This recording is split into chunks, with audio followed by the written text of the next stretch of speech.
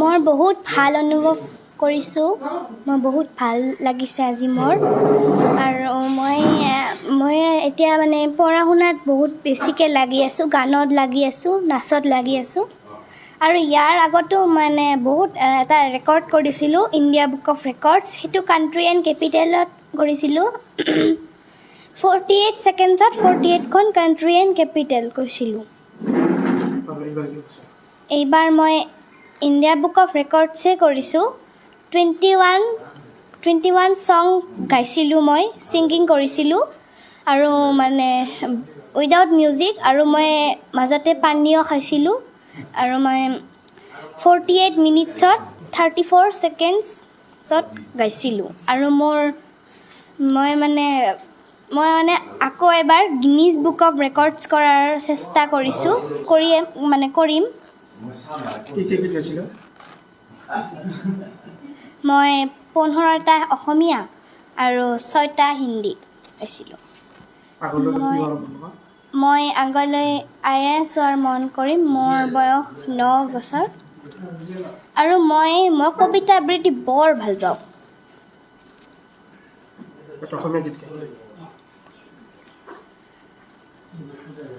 অপৰূপা অপৰূপা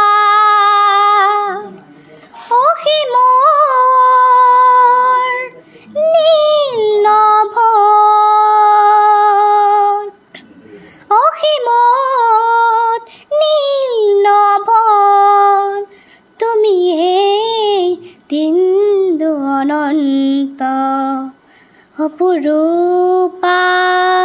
তুমি মুক্তা অনুভৱ জানো তুমি কৰা নাই অপৰূপা অপৰূপা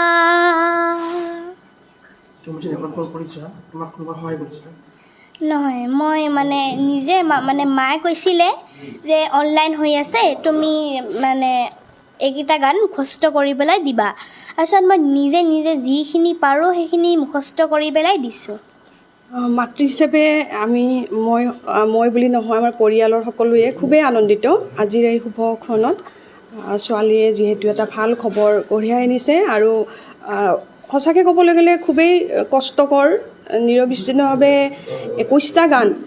আৰু 41 ছেকেণ্ড 34 ছেকেণ্ড ইমান সময় বহি থাকি ইমান সময় গান গোৱা শুনি মোৰেই কিবা লাগি গৈছিলে আৰু তাই আজি ফল নিশ্চয় লাভ কৰিছে আমি খুবেই আনন্দিত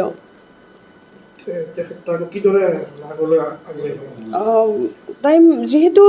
আমি তাইক আজিলৈকে কোনো প্ৰেছাৰ কোনো মানে কি নিদিওঁ যেতিয়াই তাইৰ যি মন যায় তাই সেইটোৱে কৰি থাকে যিহেতু আমি দুয়োজনে ঘৰৰ বাহিৰতে থাকোঁ বেছিভাগ সময় চাকৰি সূত্ৰে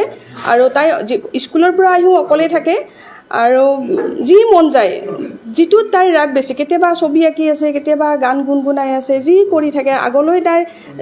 যিটোত তাই আমি কি দেখিম গুৰুত্ব দেখিম যি বিষয়ত তাইৰ ৰাগ বেছি আমি সেইটোতে তাইক লৈ যাম আমাৰ ফালৰ পৰা আমি তাইক কেতিয়াও মানে প্ৰেছাৰ নিদিওঁ যে এইটোৱে হ'ব লাগিব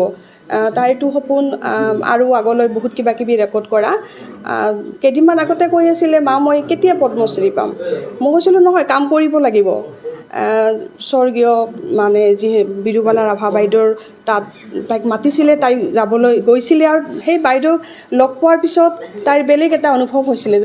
যে মা মই পাব খোজোঁ মোক তুমি কাম কৰা আৰু সেই বাইদেউ ঢুকোৱাৰ আগমুহূৰ্তত খুব আশীৰ্বাদ দিছিলে যে তোমাৰ বয়স বহুত কম তুমি আৰু বহুত কাম কৰিবলৈ আছে তুমি আৰু কাম কৰিব লাগিব আৰু কাম কৰিব পাৰিবা মোৰ আশীৰ্বাদ এনেকৈ আছে আমাৰ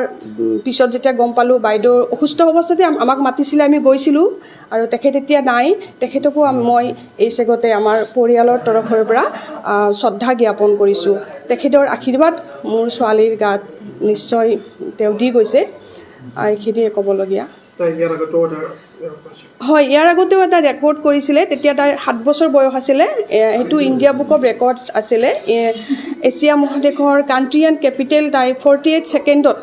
48খন কাণ্ট্ৰি কেপিটেল ক'বলৈ সক্ষম হৈছিলে সেইটোৰ কাৰণেও তাই এটা ৰেকৰ্ড পাইছিলে হয়তো তাইক এইবিলাকে অনুপ্ৰেৰণা দিছে আৰু বিভিন্ন ঠাইত তাই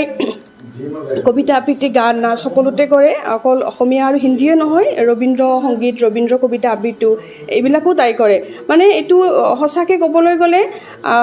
আমি তাইক তেনেকৈ সময় দিব নোৱাৰোঁ যিমানখিনি দিব লাগে তাই নিজে নিজে ক'ৰবাত এটা কিবা শুনিলে সেইটো তাই এজ ইট ইজ কৰি দিয়ে এইটো তাইৰ কিবা এটা খুব গুৰুত্ব বুলিয়ে ক'ব লাগিব